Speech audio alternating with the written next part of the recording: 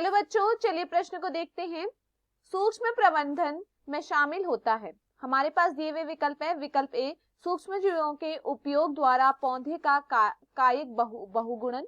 विकल्प बी, छोटे एक्सप्लांट का उपयोग द्वारा पौधे का कायिक बहुगुणन। विकल्प सी, माइक्रोस्पोर्स का उपयोग द्वारा पौधे का कायिक बहुगुणन। विकल्प डी, माइक्रोस्पोर और मेगास्पोर्स का उपयोग द्वारा पौधे का नॉन वेजिटेटिव बहुगुणन। प्रश्न की मुख्य अवधारणा है अवधारणा।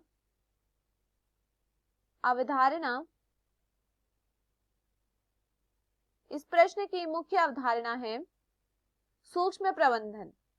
सूक्ष्म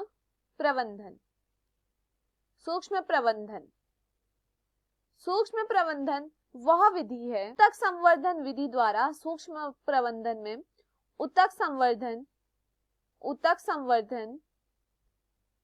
संवर्धन विधि द्वारा कर्तोत्की का उपयोग कर, यहाँ पर क्या होता है, सूक्ष्म संवर्धन की विधि द्वारा कर्तोत्की के उपयोग से हजारों की संख्या में पादपों का निर्माण होता है। हजारों की संख्या में पादप उत्पन्न होते हैं, या मैं कहूँ हजारों की संख्या में पादपों का निर्माण होता है। सूक्ष्म प्रबंधन वह विधि है जिसमें क्या होता है, ऊतक संवर्धन विधि द्वारा यहाँ पर कर्तोत्की का क्या किया जाता है, उपयोग किया जाता है। कर्तोत्की का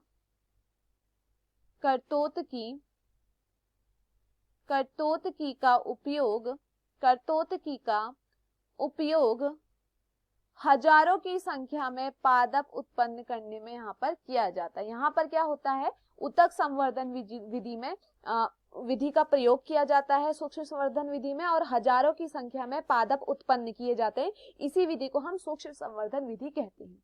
चलिए प्रश्न को देखते हैं। प्रश्न में पूछा गया है कि सूक्ष्म संवर्धन में शामिल होता है।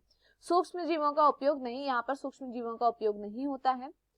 छोटे एक्सप्लांट का उपयोग द्वारा पौधे का कायिक बहुगुणन। देखिए, हमने यहाँ पर कर्तोत्की का उपयोग का मतलब क्या है, एक्सप्लांट का उपयोग। तो यहाँ पर हम क्या कर रहे हैं, एक एक्सप्लांट का उपयोग कर रहे हैं, कर्तोत्की का उपयोग कर रहे हैं, और क्या बना रहे हैं, हजारों की संख्या में पादप बना रहे हैं, पौधा बना रहे हैं।